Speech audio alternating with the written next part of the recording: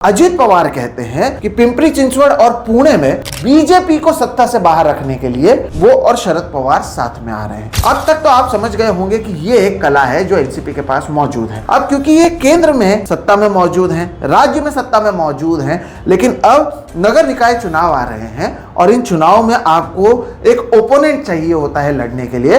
तो ऐसे में अब अजित पवार कहते हैं कि पिंपरी चिंचवड़ और पुणे में बीजेपी को सत्ता से बाहर रखने के लिए वो और शरद पवार साथ में आ रहे हैं। वही बीजेपी जिसमें वो फाइनेंस मिनिस्टर हैं, जिसका कुछ भी काम होता है तो अमित शाह से लेकर नरेंद्र मोदी से ये लोग मिलते हैं, उन्हीं से ये नगर निकाय चुनाव में लड़ रहे हैं। और अब कह रहे हैं कि नहीं, हमें भारतीय जनता पार्टी को लड़ाना है, हराना है, और इसलिए मैं और शरद पवार साथ में आ रहे हैं। कई नेताओं को जानता हूं कि जब पार्टी में स्प्लिट हुआ था, किसी ने शरद पवार के साथ रहना सही समझा, किसी ने अजित पवार के साथ रहना सही समझा। यहां तक कि जब 2019 में अजित पवार एक दिन के लिए गए थे और कई कार्यकर्ताओं ने शरद पवार के समर्थन में और अजित पवार के विरोध में आंदोलन किया था, तो उन कार्यकर्ताओं पर अजित पवार बाद में नाराज हुए थे और कई सालों तक उन कार्यकर्ताओं को भुगतना पड़ा था। अब आप सोचिए कि ये कार्यकर्ता जो एक दूसरे से लड़ रहे थे, क्योंकि कोई शरद पवार के साथ चला गया, कोई अजित पवार के साथ चला गया, वो अजित पवार के नेताओं को गद्दार कहते थे